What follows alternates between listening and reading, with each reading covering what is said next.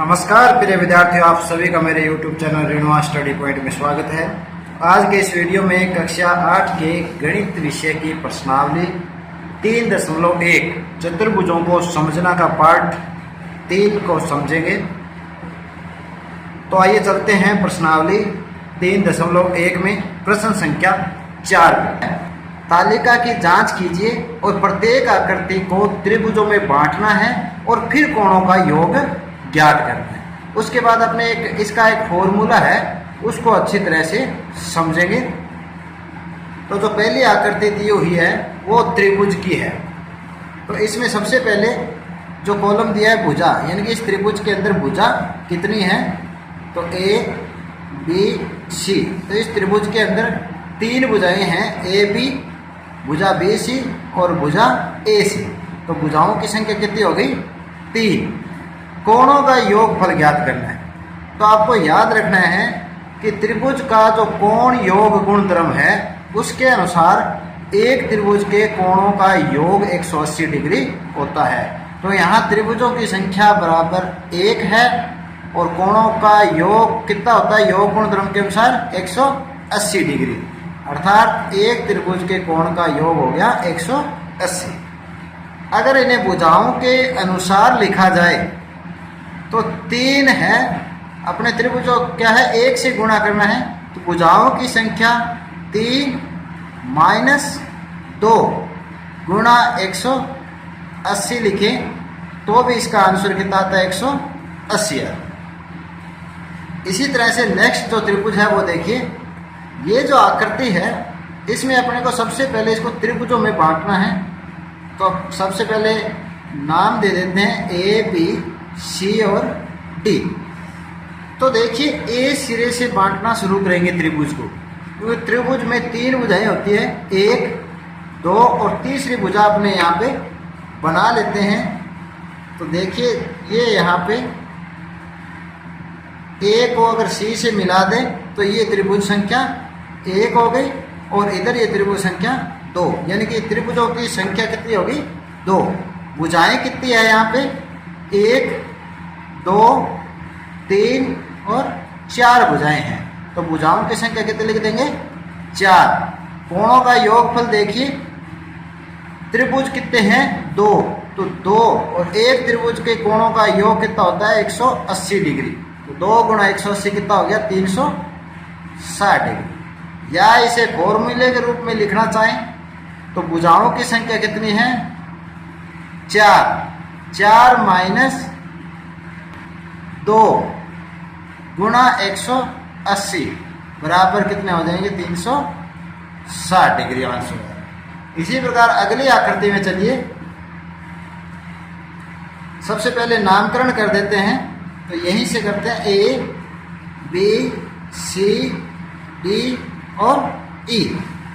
ए से अपने इसको बांटना शुरू करते हैं त्रिभुजों में। तो सबसे पहले ए बी 1 भुजा, बी सी 2 भुजा और इस भुजा को ए को सी से मिला देते हैं तो ये एक आकृति त्रिभुज की बन गई। इसी तरह ये 1 भुजा 2 और ए को अगर डी से मिलाएं तो ये भी दूसरा त्रिभुज बन जाता है। और शेष ये भी 3 भुजाओं का है, तो ये 3 त्रिभुज।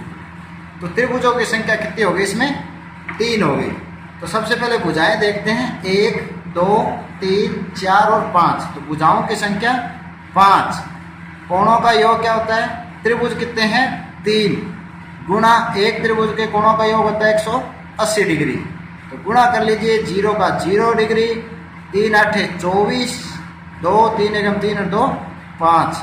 यानी कि ये जो पंचभुज है, 5 भुजाओं वाला जो आकृति है वो क्या है, पंचभुज है, उसके कोणों का योग 540 होता है।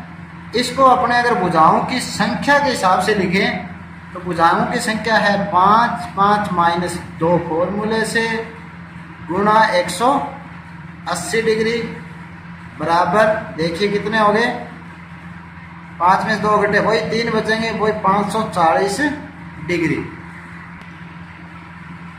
तो यहाँ देखिए ये जो अपने पीछे भी ये दो क्यों घटा रहे हैं, क्योंकि यहाँ पे देखिए त्रिभुजों की संख्या 1 है परंतु भुजाओं के उपयोग से अगर अपने को कोणों का योग ज्ञात करना हो तो भुजाएं 3 है, तो 3 में से क्या घटाएं कि एक ही त्रिभुज बचे, तो 3 में से 2 घटाए, इसलिए 2 को घटाया।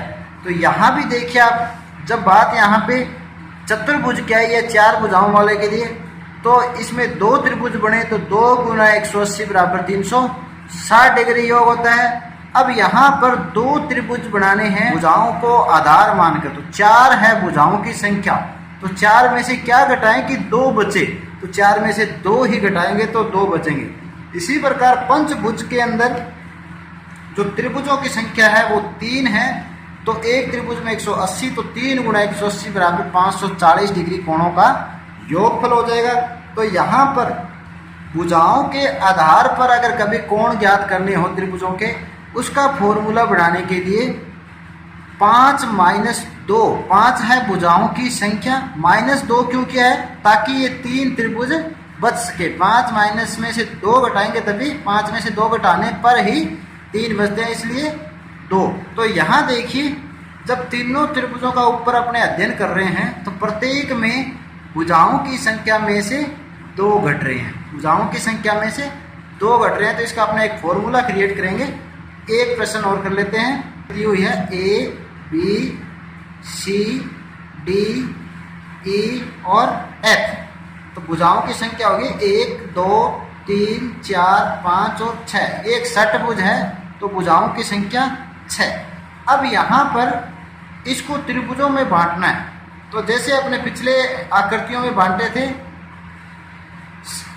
ए से किसी भी बिंदु, इसमें किसी भी बिंदु को ले सकते हैं, ए से भी, बी से भी, सी से भी और डी से भी, 2 भागों में बांट सकते हैं। तो यहाँ देखिए, ए से सी को जो मिलाया तो ये विकर्ण है।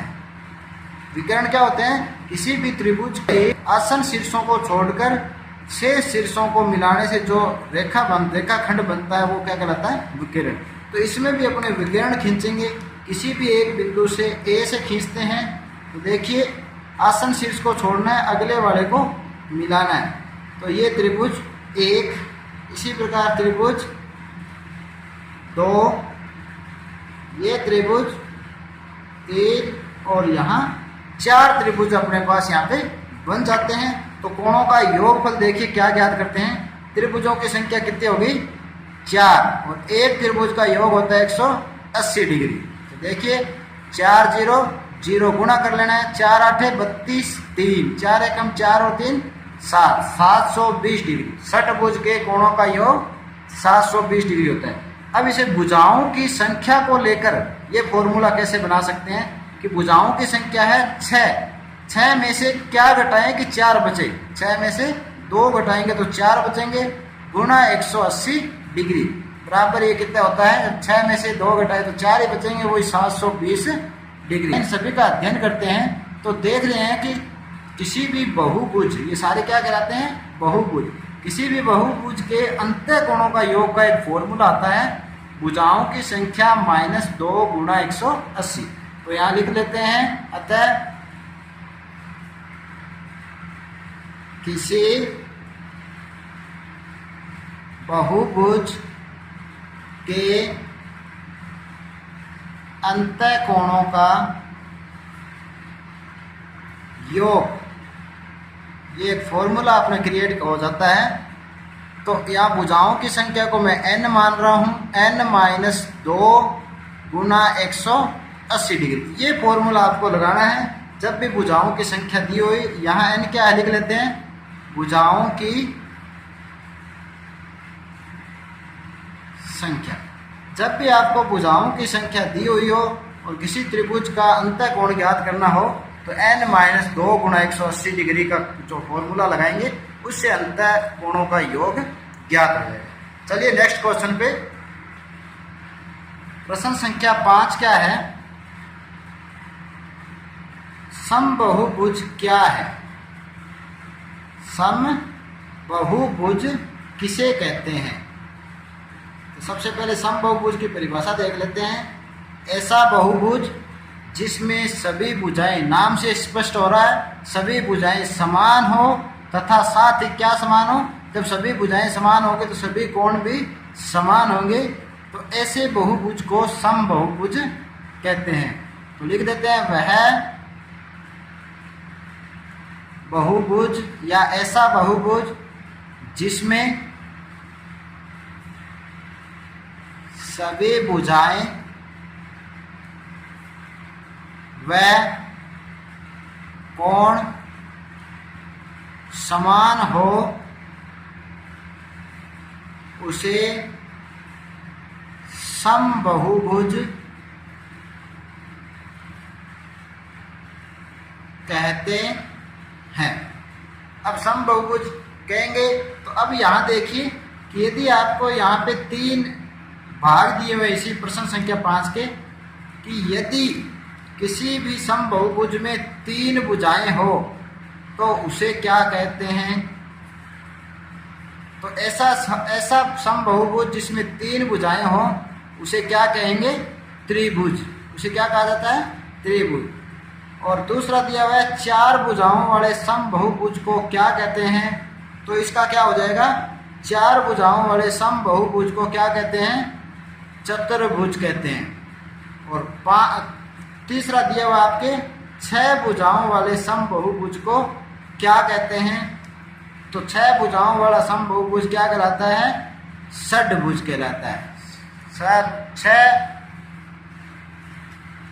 तीसरा है 6 भुजाओं वाले समबहुभुज को क्या कहते हैं, षट्भुज कहते हैं।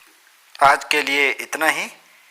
मिलते हैं इसी प्रश्नावली के शेष प्रश्नों के साथ अगले वीडियो में। तब तक के लिए धन्यवाद।